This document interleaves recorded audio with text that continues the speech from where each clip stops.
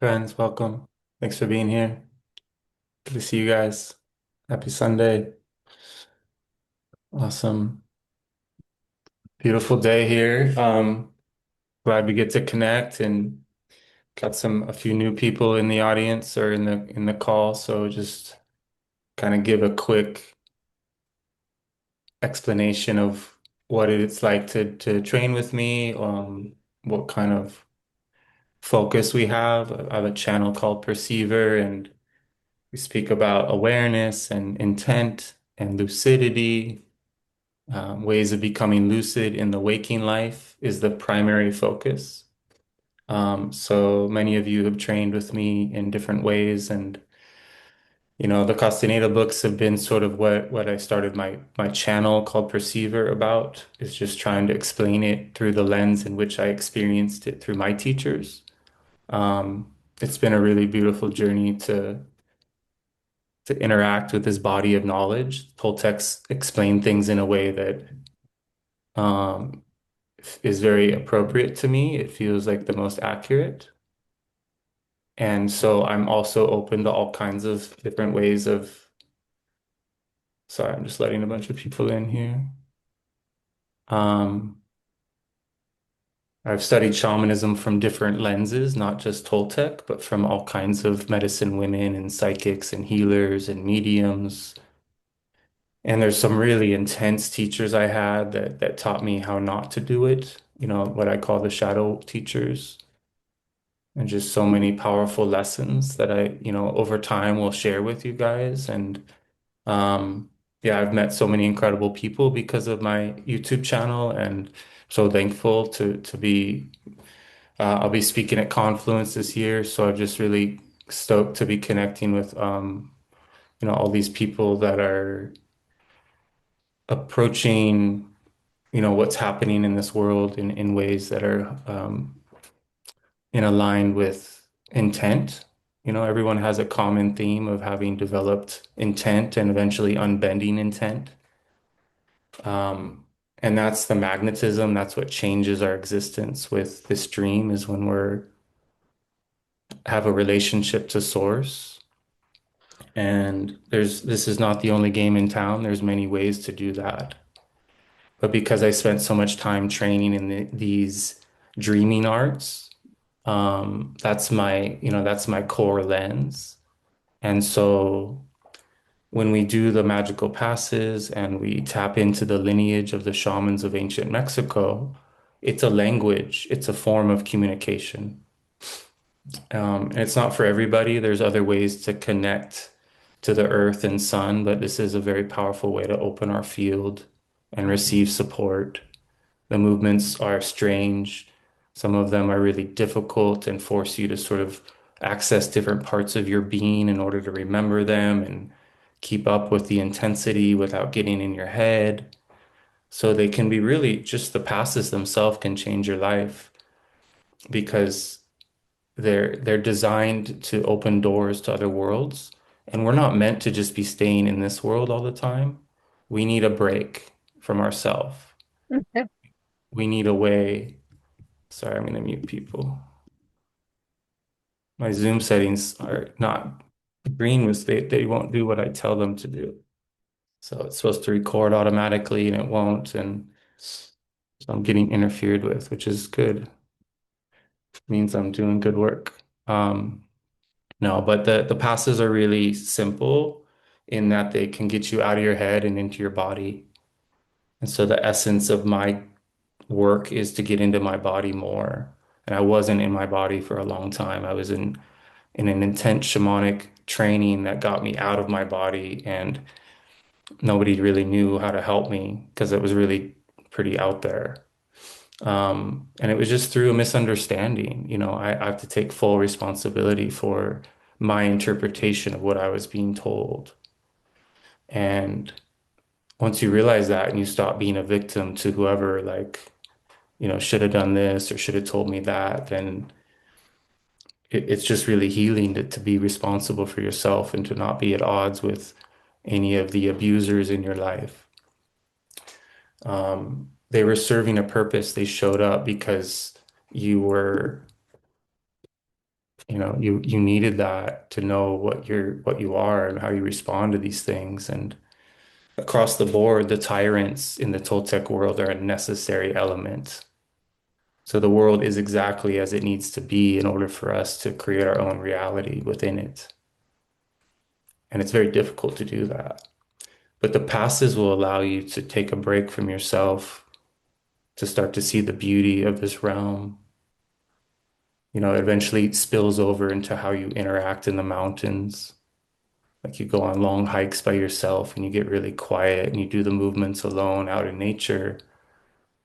And this power starts to develop within your field. And it can be scary. You might stop doing the passes once it starts working. You're like, oh shit, this does work. Right? Like that's just the reality of the simplicity of what it is. Like it doesn't have to be more complex than that. And it's okay that we resist and avoid simple solutions. But the passes lead to being able to recapitulate eventually. And so the benefit of recapitulation is that you can review your life and get all your youthful energy back. And then everything gets so much more interesting because you have pure affection again. So if you can hang out in the moments in your life where you felt pure affection, then you are letting this realm know that you want more of that because you're placing your attention there. And it's a powerful, intense longing to return to moments of pure affection. And that longing leads to the fulfillment of your longing. The challenge is that longing can feel overwhelming. So how do we balance so we don't get lost in melancholy or depression because we miss that childlike wonder? You can reclaim that wonder in this realm in as you are right now, but it does take a change of your story of what's possible. We have to rewrite our blueprint because our blueprint from our past is affecting our current experience. Recapitulation allows you to do that. It's a breath work practice. Taisha Abelard explains it in length or in depth in The Sorcerer's Crossing. And it's a powerful book to read and reread and come to terms with what she experienced with that tree, all that she went through in her apprenticeship. It's so powerful and intense. And so, we're in a time where we're going to be able to communicate with trees like she did. The veil is lifting. We're going to need, to understand what's happening to us. And this is one lens in which I can offer, in which you could help to understand. There are others, there's people doing crazy dream work in the Tibetan practices and darkroom dreaming and other systems out there with monks um, but Don Juan said to be of your time. And so it's important to not run away from the world, to find a way to be in it, in my opinion. I feel like people get pigeonholed and lost and get in isolation. The hermit thing happens. So, but if you do learn these tools, one of the teachers that I worked with spent 18 years in solitude, just doing passes, recapitulating, and crossing dreaming gates. Because he had all those things to do, he didn't get lost, right? So that's the difference. Most people put in that situation of isolation would get very, very lost. They would become dysfunctionally schizophrenic. But a shaman is a functional schizophrenic. Their assemblage point has moved. They've gained access to other layers of the onion, but they don't lose their marbles because they purified prior to that travel. They did the work up front that would make sure that they didn't get destroyed. What's the point of being reckless? Right? Why not be strategic so that you can actually achieve what you're here to pursue? And people that work with me aren't necessarily going to go into the shamanic. These things I offer are just a way to take care of yourself so that you can have an energetic life that is meaningful. and that you'll find a path of heart and you'll fall in love with your existence. This is a dream, and if you can become really gifted at interacting in this dream, then you will heal your heart because it's so beautiful. So it's just simple. It doesn't have to be about shamanism. The movements, the life review leads to being able to have beautiful dreaming experiences, whether it's at night or during the day. And because we're having a collective vision, right, we're perceiving reality because we're having a vision.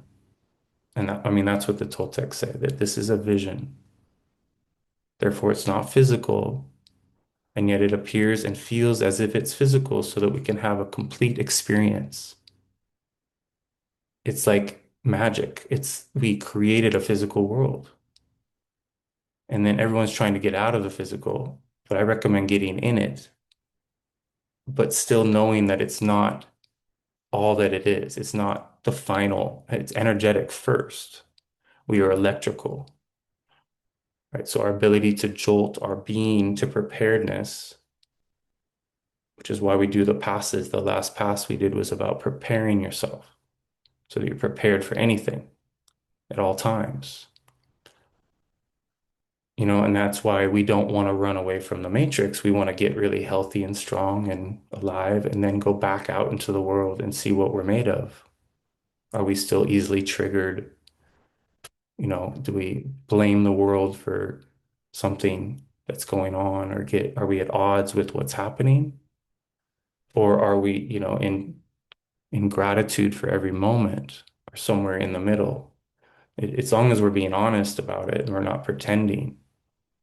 It's because you got to get dirty, you got to get into it and feel, have some skin in the game. Share how you feel, come out of hiding, engage with the world, not be afraid of people.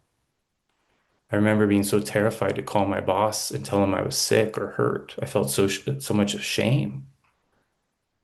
It was like my field collapsed. Every time I would go to do it, I turned small and weak. It's just like, ugh, it's so disgusting, but it's a real thing. We have to admit that there are things that still make us feel that force where our field collapses. It's not really happening anymore. But because it was happening to me so much, my life was not functional. And you come out of that need to be validated by other people, and then it's like such a breakthrough. You call in and you're like, you're not afraid. And it's like the magnetism, the respect occurs. You're respected because you're no longer reduced down. It depends on the situation. For other people, that might be an ex-partner or something that is where you get dysregulated. So this is just life application stuff. These are powerful ways of being, that I offer as a platform to develop. And I can't put too much structure to what I'm doing because then the pendulum comes in to try to send it in a direction that is, yeah, this guy explains it really well in his book.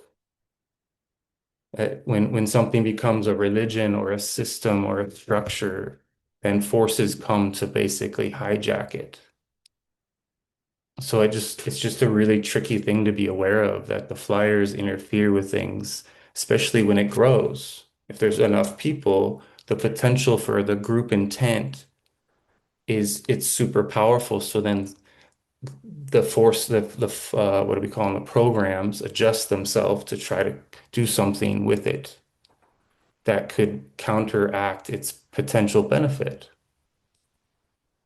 And so being able to be honest about that, and just consider a strategy, because people are going to need to know what's going on, and a group of people that has been working together for a while can be a really beautiful support system, as this is for us right now.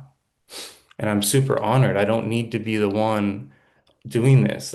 We might just pass the baton to one of you, but it requires whoever has the most energy is where it usually goes to. And so it's just being thankful for the opportunity to build energy, to become empty enough to to receive that electrical support and to heal your electricity, which is your nervous system gets regulated, and then you can do dreaming because you can get quiet without getting uh, overwhelmed, right? Silence is overwhelming because it's so beautiful. And so there is detachment necessary, like this capacity to be indifferent so that you don't overreact to the intensity. So we're actually avoiding silence. Yeah, reality transurfing. Powerful messages in there as well. And somebody made a note here about that. And yeah, so thank you, Mayra. One of the things I learned from listening to that work is that if you put importance into things, then it kind of gets corrupted. So I have to go about sharing this message in a way where I'm not attached to whether it's received or not.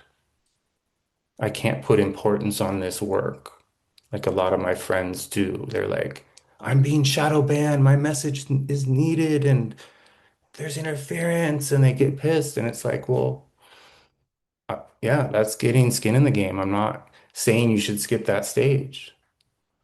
But at some point, that's going to be reflected back to you that that's a battle. So, my teachers would say you always have to have a backup plan so that you don't need to use it. That way you're not in desperation about what you're doing.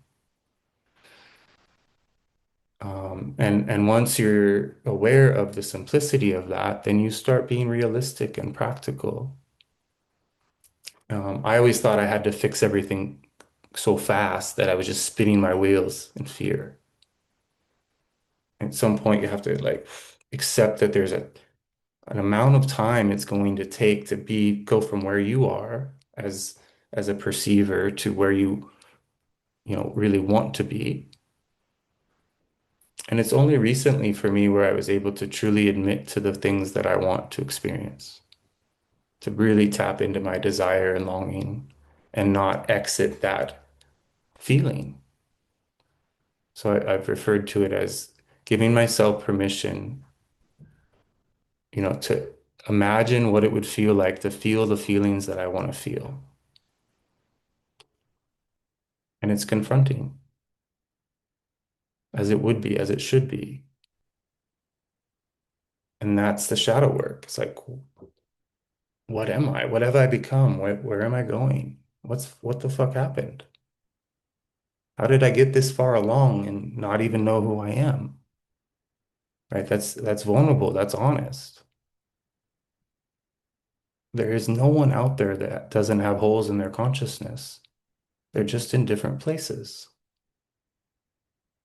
So you can learn so much from somebody that doesn't have all their shit together, like me. It doesn't ever happen. Even if you were to become like a Juan Matus or a Don Hanaro or a Taisha Abelar, they still, the reason they're able to make fun of themselves is because they're observing themselves. They're hilarious because they're laughing, they're having so much fun. They would do elaborate plays in front of everybody at these massive workshops and play these just like really crazy characters, archetypes. And they would make fun of themselves by the type of archetypes that they chose to play. And that's part of the work we'll be doing in the future is theater. We're going to become liberated enough to take a break from our character. And for now, we're just starting off with like we're trees and then we're birds and then we're little kids. But someday we're going to practice acting and it's going to be so powerful because then you really get a break. You get to move your assemblage point when you come out of your character.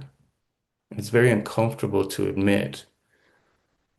It's even embarrassing to practice in your privacy of your own room, in your own home with nobody listening. But try it or play Dungeons and Dragons.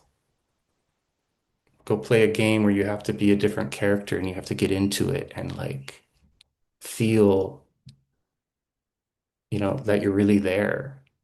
That's what a good storyteller is someone that can receive a story and share it at the same time. So improvisational storytelling is what I did my whole as a father. That's how I journeyed my children every night. It's so beautiful. It's such a beautiful thing to do with your kids is to take them into other worlds. I would even in real life take them out into the woods and be like, "Oh my God, like shit. We have to get across this river because it flooded." And, they would totally all in. They were just like, they thought, that we were in a real situation just by, going to a new place that had new features that they hadn't seen. So I was teaching them how to move their assemblage point at a really young age, just by engaging them in a story. And I learned this when I was like 5. I had some friends over, or I must have been 7 or 6. And the TV show V, it's called V. It was about aliens. And I'd never seen it, but it was on and it was a news broadcast. So the TV show was showing a news broadcast and they were saying the aliens have invaded. And I knew that it was a TV show, but I knew these kids visiting me didn't know that. So I was just all in. I'm like, "Oh shit, the aliens invaded." And we were like downstairs in this basement, so they had no access to their parents who were upstairs. And I was like, "We don't have time to go get them. We have to take off." And I know I know somewhere we can go hide. And we take off out the backyard and jump over this fence that I'd never gone over. All of a sudden we're in these, so now my assemblage points moved because I just broke out of my house and I just ran with the whole story. And I feel kind of, I mean, I scared the shit out of these kids, but it was really incredible. And eventually I like, told them what happened. But so I discovered that feeling. And because like this is what Don Juan was trying to teach Carlos is like he would take him out in the night and try to get him to see things that didn't make sense and not make sense out of them. Stay in the unknown of what you're witnessing. And so there's a really powerful part in the books where he's like, "What is that?" to Carlos. And Carlos is like, uh, and then, he's watching something move in the dark in twilight. And pretty soon he's like, "Oh, fuck, that's a dog."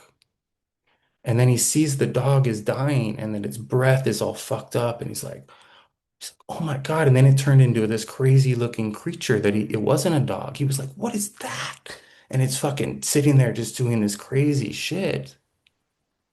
And then all of a sudden he like walked towards it and realized it was just this piece of cloth that had been attached to a piece of cactus. But because it was twilight, his imagination allowed him to experience this thing that was completely otherworldly. And Don Juan was so pissed that he fucking did that he didn't stay. He was about to have a breakthrough if he could have let that creature manifest completely. That's what happens to me when I'm gazing. I get to see things come alive that are outside of what is permissible. So I spend a lot of time creating that condition for myself. I eat mushrooms with the intention of having experiences that are really life-changing through that lens, right? So the benefit of being able to unbind from this storyline is that you can start having a very psychedelic experience. I don't need the mushrooms to do that, but the mushrooms almost ensure that it lands on a much deeper level and it gives me more staying power.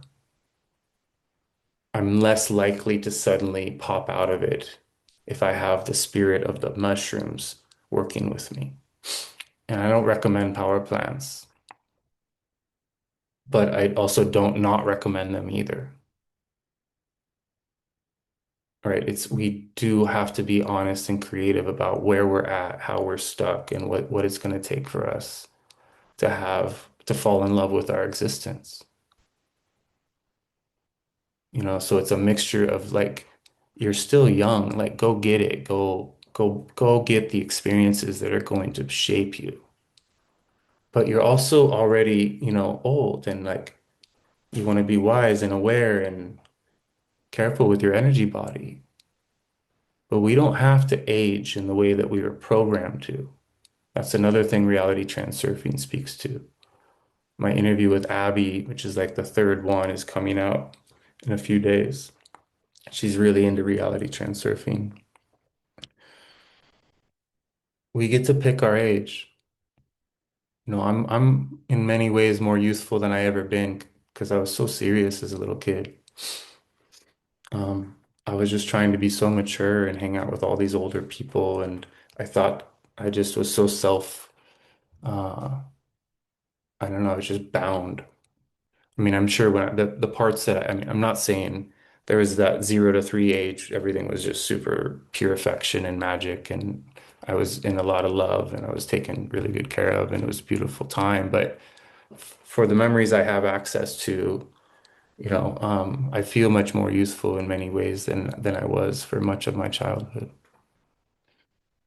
Um, so the goal of this work is to shatter the mirror of self-reflection, to stop comparing ourselves to the world and start to truly become authentic in what it is that we want to feel.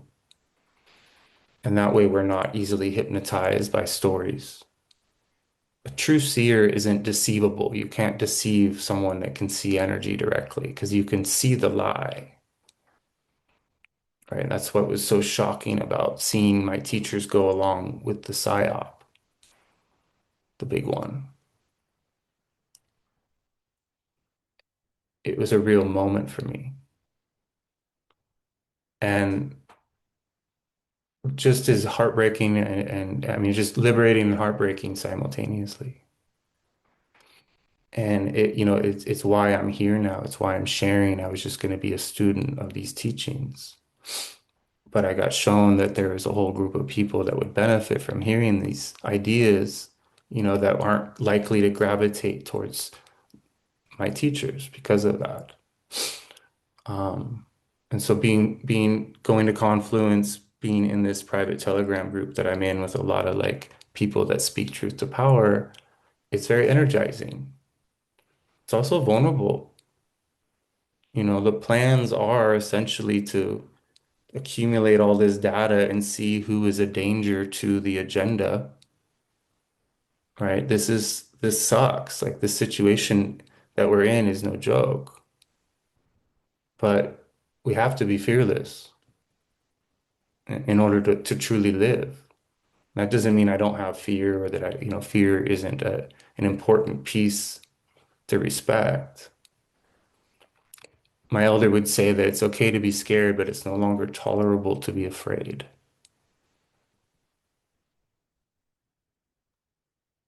And that's how you get really far along in dreaming is you stop being afraid. You become very daring. Life is a gamble and a risk regardless, just getting in your car and getting into traffic. So it's the same thing. You want to listen. You want to become ultra sensitive to your environment and not be an autopilot so that you can follow the hair on the back of your neck stands or you get goosebumps or you're a feeling in the pit of your stomach. Sometimes you take the wrong exit because it saved your life and you think you fucked up or you beat yourself up, but it was absolutely necessary that you take the wrong exit as a means to make sure that you can continue. I've lost a lot of friends to sudden death. It's so intense. And so we want to really be thankful that we get to continue, that we're here, that our body is functioning. The passes are a way of celebrating your life. Carlos would say it has to do with the mood in which you do them. Carlos was very jovial. All of them were. Carol is amazing. She is Carlos Castaneda. They became so close that, she can essentially speak on his behalf. as well as the Death Defier. These are people that are involved with really intense magical beings that are non-linear, and you start to feel the support of this lineage the more you do the work. Dreaming is a portal that will lead to being able to actually go to other worlds as real as this one. In fact, they might be more real in a sense that so what we get to do, as dreamers is start to build our resilience for silence. Capacity to stay in silence leads to being able to travel. Eventually, a magical pass could be a way to open a door and to step into another world. That's what happened for Florinda and Taisha and Kylie. I could have gone and trained with Carlos and Kylie and Florinda and all of them. But I saw the original videos where they had all their hair chopped and they look like kind of acting like men. And I didn't want anything to do with that. That was not the energy I was interested in. And after speaking with Nai and Rennie over the years, they recognized just, you know, it's kind of unfortunate that it was that the way it was. But Carol says it's because Carlos didn't make them do it that way. It's just Carlos responded to the energy in which they showed up. So he let them sort of play that out. And yet, they would judge people also, and they became a little condescending because they had a lot of like hippies showing up, barefoot, long hair, and they were just really disgusted by all like people like that. And if you didn't go to college, they were sort of judgmental. And so they're humans. They created a feeling that wasn't inviting and it got super culty and super sad to me. But it was a necessary stage, and I'm glad I didn't go. I'm glad I trained with my teacher that I stayed with, even though he was a very out of balance sorcerer of types. I had more fun. I didn't get caught in any dogma or rules and Clear Green still exists. They still do powerful work. The reason I met the Death Defier was because I was at a Clear Green workshop in Mexico City. I did the tours, and then, I was visited, and it was life-changing to be visited by an apparition in your hotel, and to be able to observe something that isn't, you know, yeah, seeing is a strange affair, and when you learn to see energy, it's a real breakthrough, and we need certain catalysts in order for that to happen. So just it's a simple system, movements lead to recapitulating. Recapitulating is a way of recollecting your soul essence. You could hire a medicine woman or a medicine man to do a soul retrieval for you, and it could be powerful. But I recommend doing your own, recollecting your essence in as creative ways as possible. What Taisha teaches is just one thing. There's so many other ways to approach it. And that's what we learn in my courses is how to sort of just realize everything is recapitulating at some point once you understand how memory works and how it's creating how, that memories, all of our memories are still happening in the now. So you just invite the memories of the past into the present and you just be with them. And as creatively as you can, reclaim your essence and exhale anything that you took on that wasn't yours. It's just purification. It's not like you're against the thing.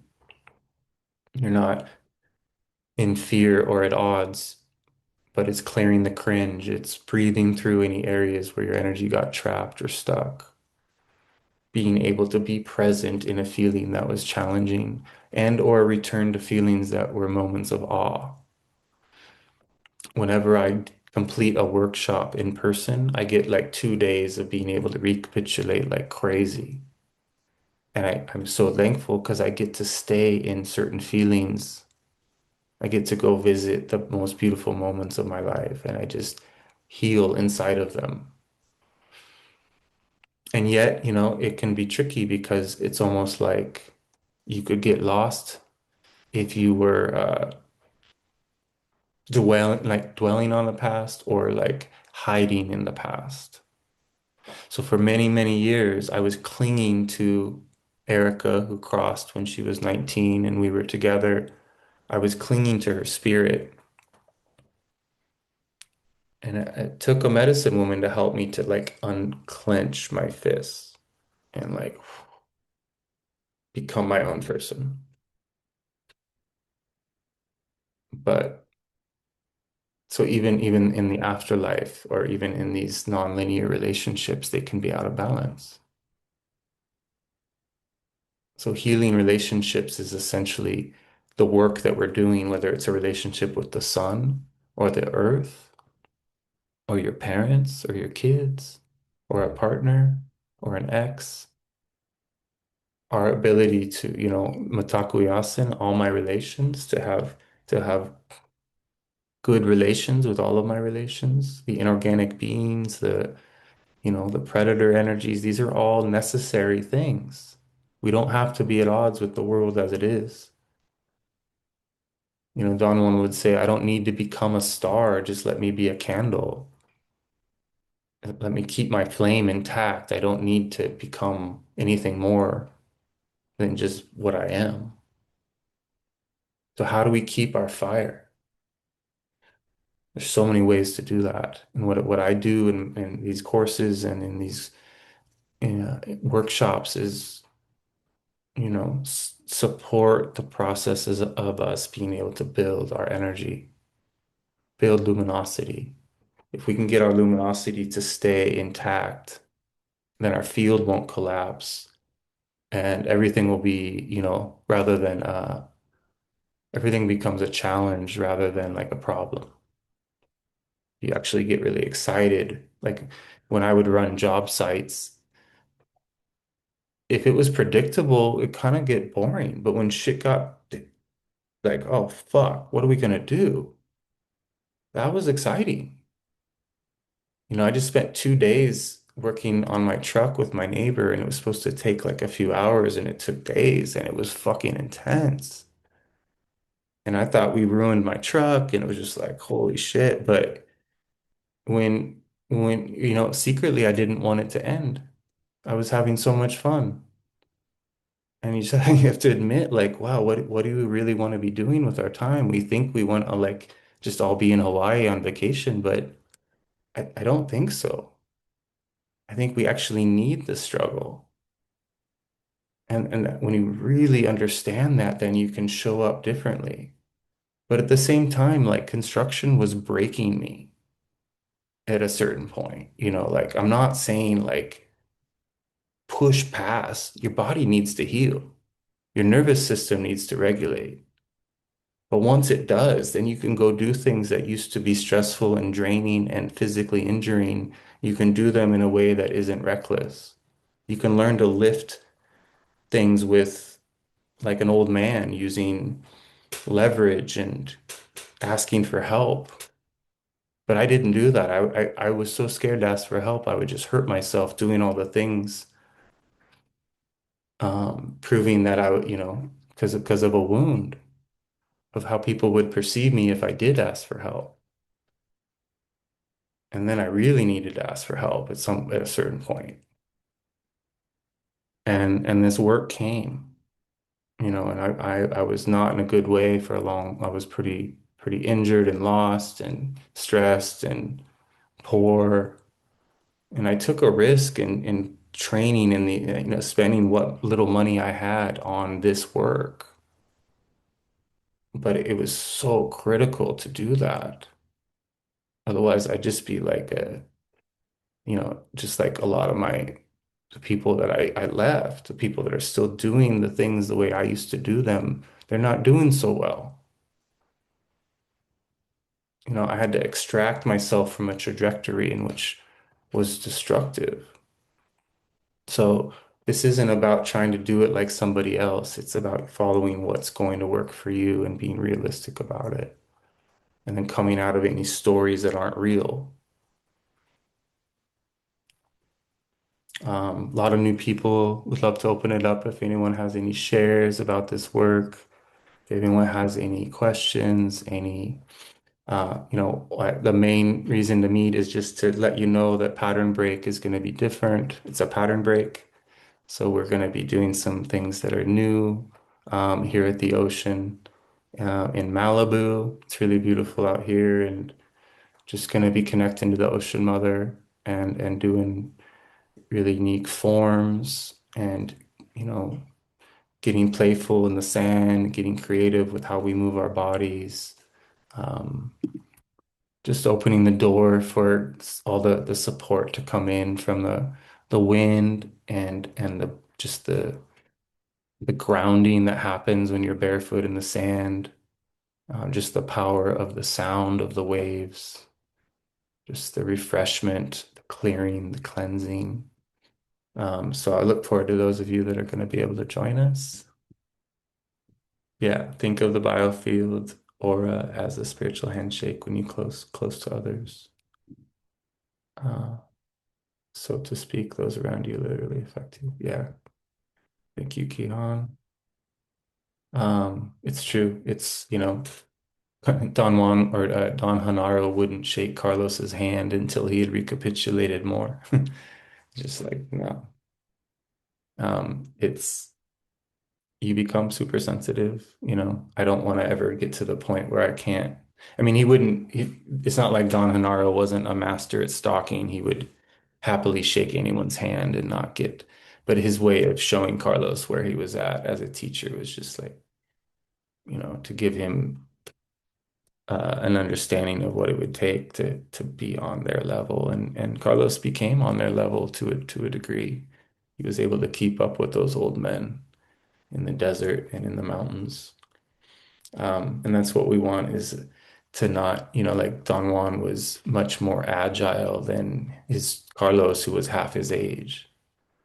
And I've been around some really uniquely old people, not in the, I've never met, Juan Matus and Don Hanaro and all that, but I've been around really liberated older people that have taken really good care of themselves in the martial art world. And it's not that hard. But I mean, it is the pressure to not get strong is intense. But we got to figure out a way to take care of ourselves so that we can live a really long and beautiful life with our bodies, with our hearts, and in the martial art world, they'd say train for the old man, train as if you're an old man, because you don't want to be relying on muscle. You want to be relying on timing. You want to be relying on energy, ki. Like in Japan, it's called ki, not chi, right? And then you want to learn to share ki with those that you're in the dojo with. You can tell in a photograph of warriors when they're sharing one focus. They're sharing ki, right? That's what we're here to do is to eventually, through these workshops, especially when they're in person, is we can all reach silence together and we're all sharing in the vision of healing our electricity through this work. It becomes a focus. It becomes a state of being. With the Russians, they're really good at that. They're like they can just stay in silence in groups for long periods of time and they get a lot done in their dream worlds because of it. So we're going to be able to start to go into other layers of the onion together. A lot of people kind of question, what am I doing in here? What am I doing in this work? And I promise the results are tremendous, and some part of you knows that. It's it's just a matter of giving yourself permission. And it doesn't have to be this, it could be something else. But we won't know what's possible unless we engage in it, you know, with intent to make it work. That's the missing ingredient is intent. Always. Shamans get to the point where they repeat that word over and over and over until they become one with it. It becomes like a piercing cry that comes out of their being like a bird. and they can use their voice to create their reality. I practice saying the word no over and over until I am like a force to be reckoned with. Like if you were in the presence of me while I say it, it would move through you and would be intense to receive. And then the yes is really, really difficult for me. I mean, it's beautiful and it's happening right now. My life is becoming a yes. And to truly say yes and receive, like never before. My no has been strong for a long time. But now my yes is becoming available. So those two words are a way to move into being able to use the word intent in the way that I shared. You don't have to jump straight to the word intent because intent is intense, and we want to become comfortable with intensity. We don't want to move outside of our resiliency zone. We want to take baby steps to develop our being rather than, try to take too big of a leap. Have a strategy, be honest. The world will show you everything you need to know about yourself. It's a reflection of where you're at. And when you change, your world will change and your feelings will change. And often you have to let go of what you thought it was going to be. That seems to be the kicker. Everyone thinks that they're supposed to manifest something, and then their ego gets attached to what they thought they were supposed to be doing. And then they're not listening. They're trying to make something happen instead of being like a child that is capable of being a beginner at everything. Like it's okay to start over. The world will provide a way as long as you are emotionally honest about what is going on within you. It's all a reflection of just what's unresolved in your internal field. So authenticity and honesty, they may be scary if you're not, if you're in a if you have fixation or importance, like I was reality transurfing says, if you put importance into it, then it's not as effective. It doesn't really even work. So you see a lot of like the people that are doing The Secret or all the law of attraction stuff. There's something really off that happens in those with the essence of that stuff. We need to find a much more beautiful way to do things than get engaged in, you know, trying to control things. The solutions are in the pain that we avoid. So we have to learn how to breathe and go into the areas that are uncomfortable in our field and find ways to hang out there, not too long, just the right amount. And it's like a homecoming. It actually feels really good, even though it's doesn't feel good at the same time. So I think in this world, we're taught to avoid depression, but that's the depths. That's how you become a deep person. You have to go through some shit in order to become a deep person, to truly be a deep person. So you end up being thankful that it happened. You end up being thankful that you got down there. And if we don't go down there, then I think things are likely to happen to ensure that we go down there. So a lot of the teachers are trying to get everyone to ascend. I think we need to descend, go into the mother, go into the earth, let her hold us, let her help us, let our, get our heart on the earth and feel that, that feeling of being held so that you can properly move into your heart. when your heart's being held, then you can truly move into it. We can't do this on our own. We need the earth. We need the sun. We need people. We need a wolf pack. So speaking of the wolf pack, any dreamers out there? You have any dreams of late? Any adventures? Any vulnerable fears you want to blurt out so you don't feel like you're holding anything in? It's a powerful room to powerful people in here, and intent goes a long way. So when you learn to speak, in the presence of um, this group, it has a powerful effect. Try to unmute whenever you're ready. Jamie, welcome, brother. Good to see you, man. Hey Joel, hey everyone. Hey, man. I just had a question around, I guess it's around recapitulation. Um, I haven't been doing a lot of formal recapitulation, but I've had some more memories come up around childhood and especially like being at school. But the one thing that I'm observing is that um, it's all just me in particular locations, and it's absent from connections with any people. And so I guess my question is, what's happening when we're recapitulating and we're revisiting memories of where we're, in a classroom, we're on a particular property, we're in like the schoolyard or the playground, um, but there's no one else present there. Um, yeah, I'm just curious in terms of why those memories would be absent of people.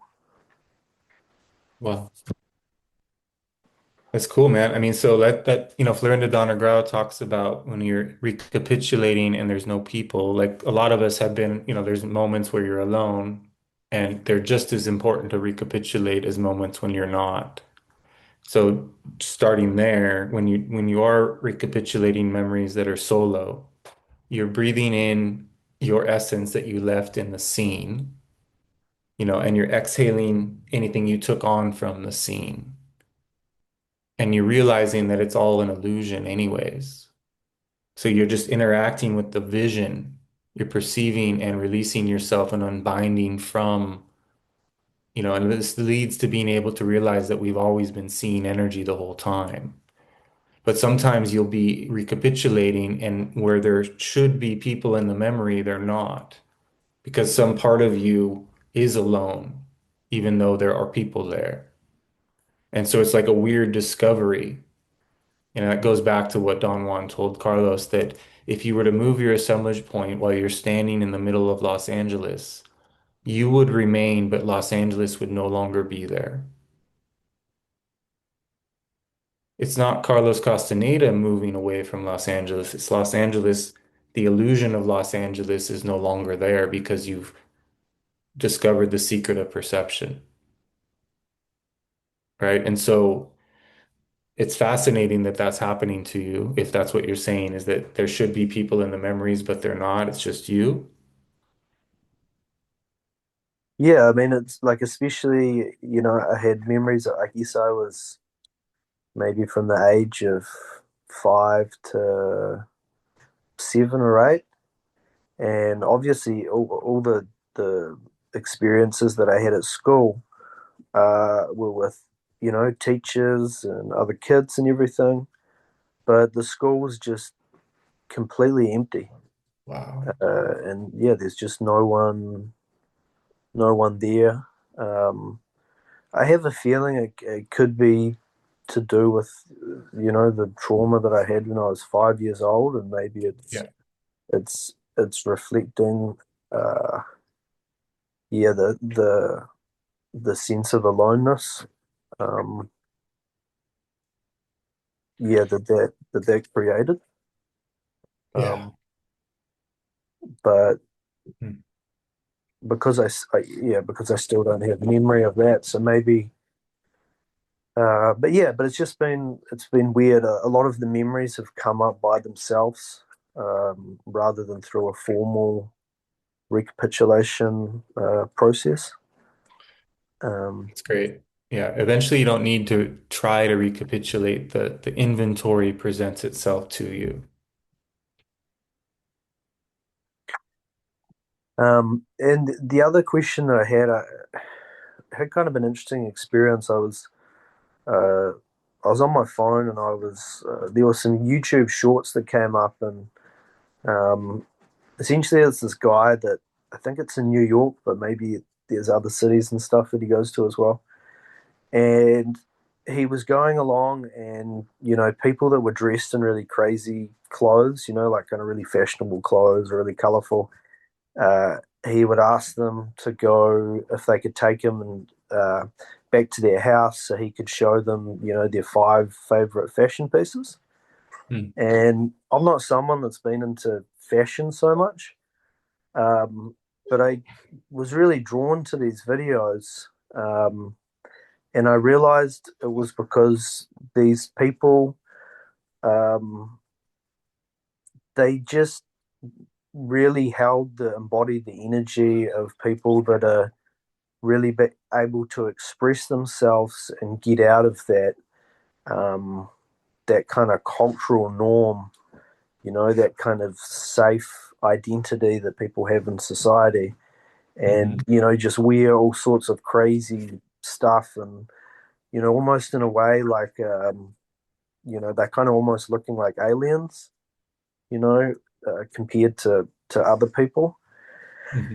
And anyway, I keep watching these because I keep getting this because I'm a creative person, and yeah, and then the more that I watched this, the more kind of energy I started to feel, and had this realization that although I'm an artist and I have been creative to some extent in my life, um, I kind of realized that most of my life, I think I was trying to be my dad.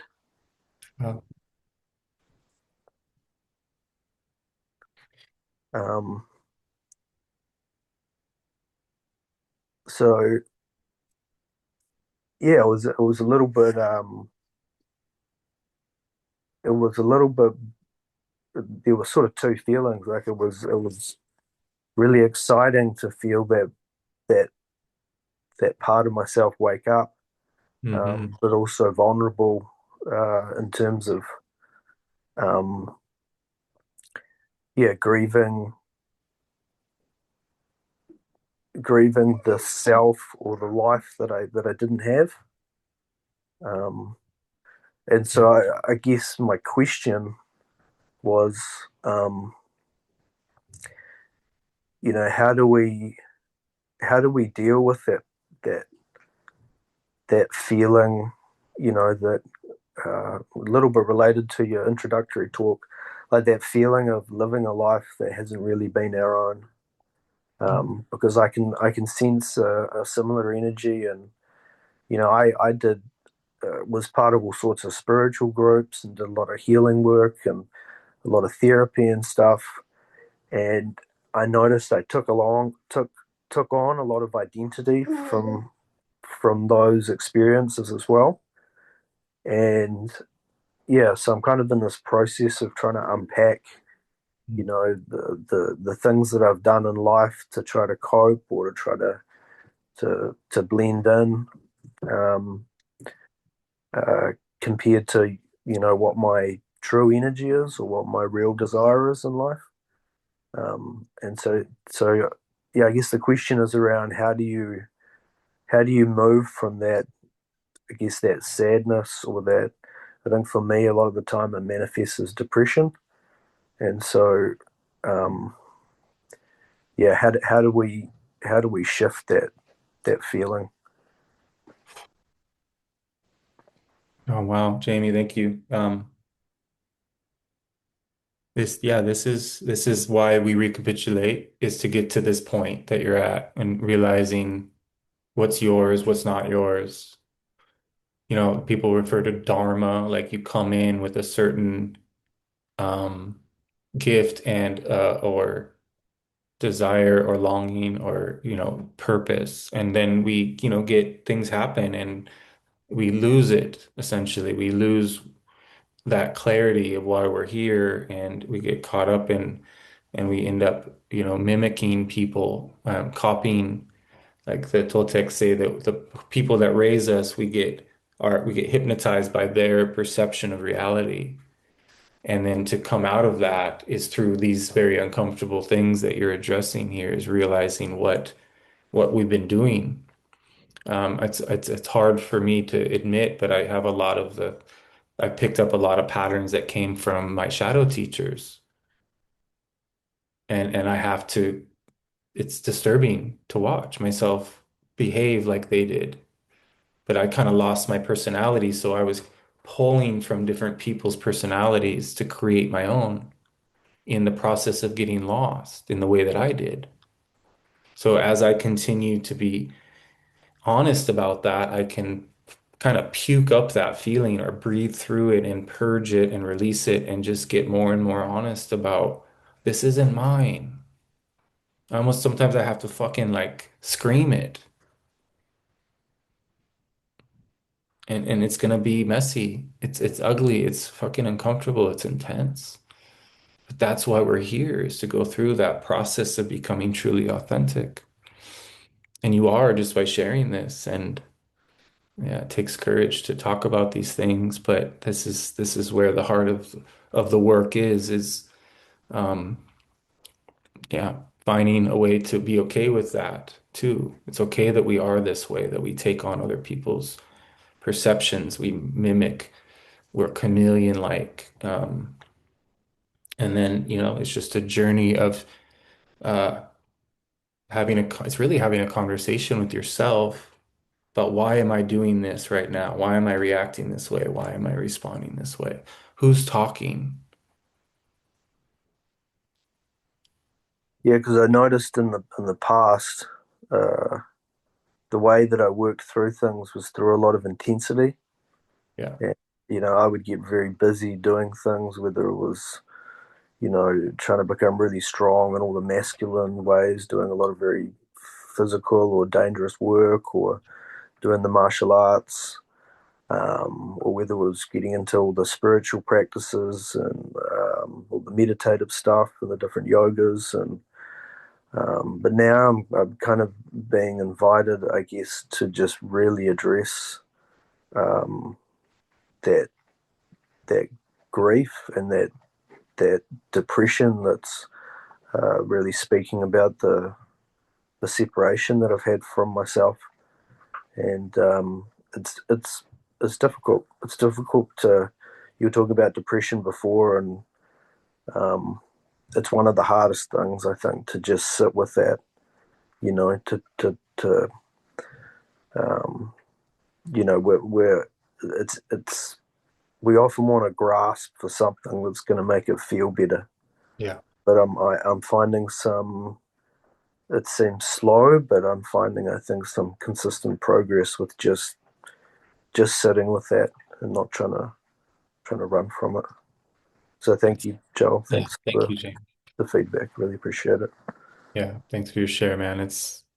Yeah, me too, man. Just learning to spend time, but we want to balance that with things that light us up too. Like if you're going to go into the depths and hang out down there, and for me, like it's when I start crying through my pain that laughter comes in. So it would look pretty crazy to people. And I do watch people who are crazy that do the same thing on the street. But it's okay. It's a mess. It's intense. There's a lot. Once the chakras open up through the release of the sadness, it makes room for all these incredible feelings to move through you, which are joyful. So it's really a beautiful balance. Don Juan said that sadness it's the most prevalent force discovered when you start to traverse other layers, like truly. So these waves and waves of sadness are going to transform us. That's what makes us, human and beautiful, is our ability to process sadness, loss, to be able to speak in the presence of great grief and discomfort in large groups. And to assist in the process of healing.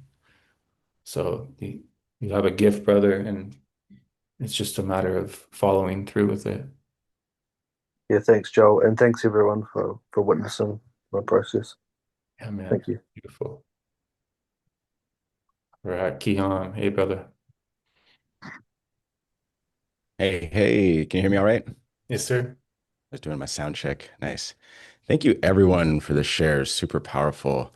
And I'm gonna start by showing Jamie this real well, everybody. But the Yeah. cedar necklace, the cedar Lebanese cedar necklace she gave me on my birthday at Joel's first retreat. The string broke a while ago. Kept it along stuff, made a whole new necklace out of it, including the green stone that I showed you before that my mom had got in New Zealand, where Jamie Mhm. is. Sorry to show everyone or tell everyone where you are, but no, it doesn't matter. You're too far away. That I showed you that my mom got in the 70s, so I made it into a whole necklace. So I'm wearing that right now. So Wow. this little bad lighting, but it's this little tiki guy god. So it just all came together. So I'm wearing a necklace that has beads from Lebanon, greenstone from New Zealand, and then I put some amber on there, which is Baltics. So and I felt the energy as soon as I put it on. It like radiated through my body. So I want to say that I'm going to fly through a quick story and some wordplay. The last couple months has been wildly intense for me. All within a few weeks, I literally found out my dog had an incurable or basically a tumor that couldn't be operated on. We since had to put her down. My mom has some crazy medical condition they don't know what's going on with. And I split up with my girlfriend of five Oh, years, all within like a 2 week period. wow. That was mostly me, though. We're actually really good friends. Thank you so much. The dog was my girl lady. It's my picture, too. It was insane. I only had her for 7 years, but I gave her the best life ever. And that's a whole conversation unto itself. But it was interesting because it was my mom, my dog, and my girlfriend, three women, and they come in threes, and it's very powerful. And I know a lot of our movements and things start with the left side and the feminine. And hey, that's the game at play, actually, when you look at the rolled over to hold that back.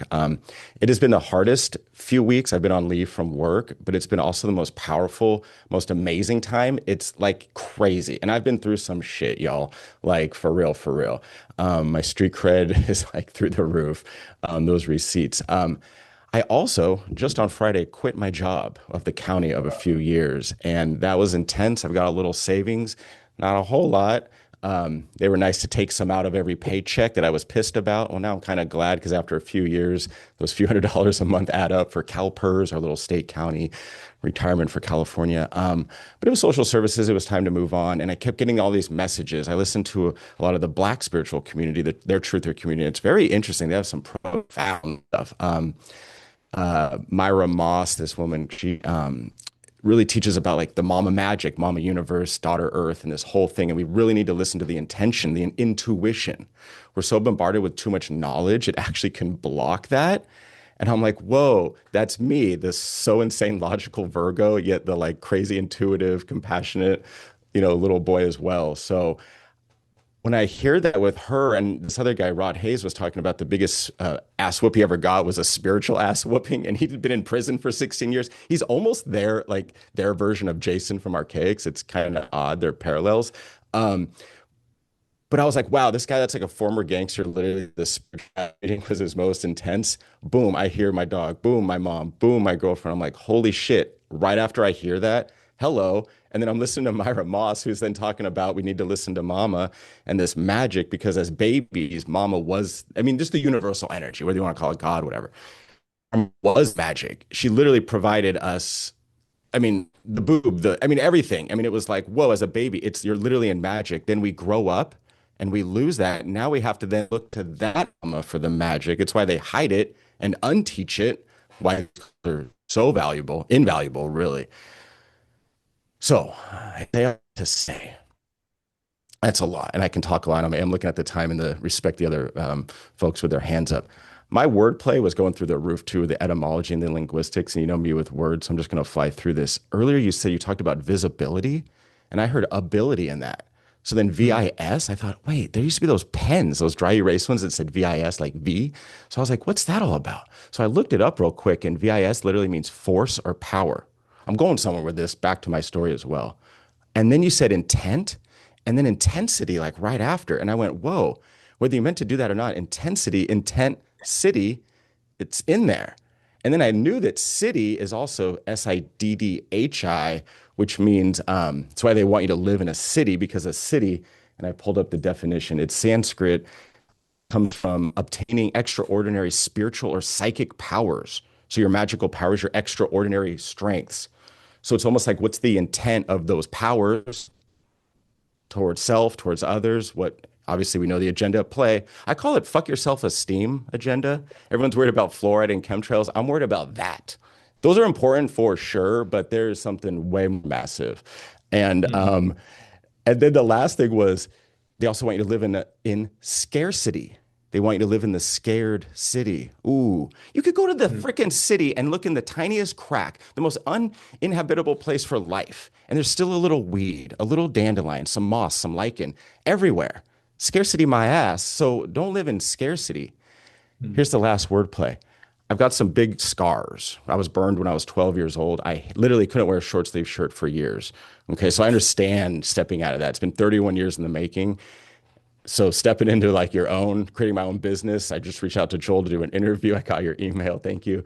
Um, it's scary. So our scars are literally scary. Okay, anagram. You can actually get the word sacred out of that. Okay, car is also in there, and car is also an anagram for ark. Mhm. Okay, and an ark, if we say, okay, the Bible, but it's actually collecting all the information world. It actually, the literal definition is a vessel or sanctuary that serves as protection against extinction. And then arc with a C is also an electric term, meaning there's electrodes, so the jumping of electricity, as well as the development or resolution of the narrative or principal theme. Okay, so this is crazy. You're like, what the hell is this dude talking about? So we have scars, mentally, physically, which I've heard a lot today. Thank you all for sharing and being here and present. This is really an honor, for real. So we're scared of our scars that actually hold the sacred because they're scary. So that's what power and magic and everything else. I'm about to start crying because this is a lot. So thanks y'all for being here and always listen to me and my randomness. And thank you, Joel. And thanks for being in California. I'm gonna have to come down there. I will be at Confluence as well. So there you go. So if anyone needs help, reach out for real. If you want to do interviews, I'm not trying to have a shameless or fameless plug, as I say now, on someone else's channel. But hey, we're community. Let's reach out. Let's connect. Let's world build, like for real, like whiteboard sessions. Let's do it. Anyway, there you go. Thank you all for listening. Oh, wonderful, Keon. Always good to hear from you, man. Super Thank you. beautiful share, and so sorry for your loss, brother, and for all that you're going through. And thank you for Thank you. being willing to share it with us. Yeah, it's true warrior stuff. It's not out there with the sword on the battlefield. It's the heart stuff, that Hmm. that the Hmm. real warriors are developed in this realm. So thank you for Oh, being a warrior. exactly. Yeah. And I put in my letter of resignation real quick on Friday, 227. I knew I had to do it in February, which it just happened to be in 227, not to get all into the numbers, but I looked it up and it was one of those angel numbers, but it was literally the whole thing was like transformation, ending the old, starting the new, step into your power. I mean, it was like the whole nine. Like, oh my God, are you kidding me? And I literally sent it at 11:22 p.m. I'm gonna make a video on it. I actually filmed it. I was like, this is how you leave the plantation. Anyway, find your purpose, Yeah. y'all. Love you. Thank you. Cool, cool. Yeah, huge pattern break, brother. Huge. Janet, welcome. Good to see you. Happy Hi, travel. Hi. hi. I'm in Oxford, England, Wow. and yeah, so it's 8 o'clock at night or later. Cool. Anyway, I'm I'm having a lot of fun. I'm I feel like I'm time traveling because I'm going to such ancient places.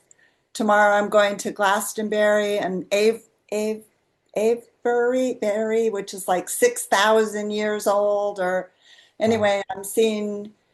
Yeah, I'm really, really enjoying travel, and I was afraid Yeah.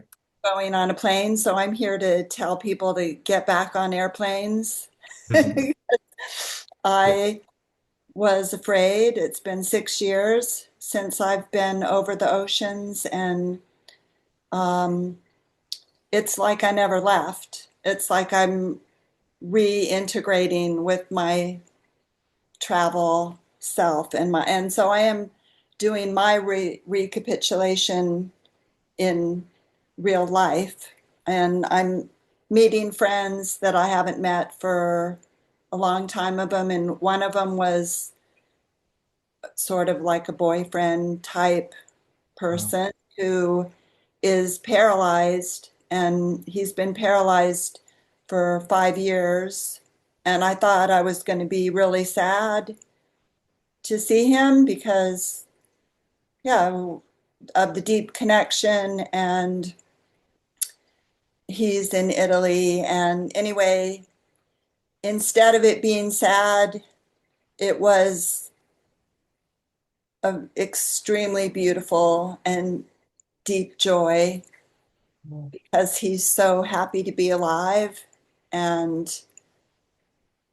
it, yeah, I'm I'm filled with love and inspiration, and yeah, I'm just connecting to beautiful humans, and yeah, I wanted to share that in the field.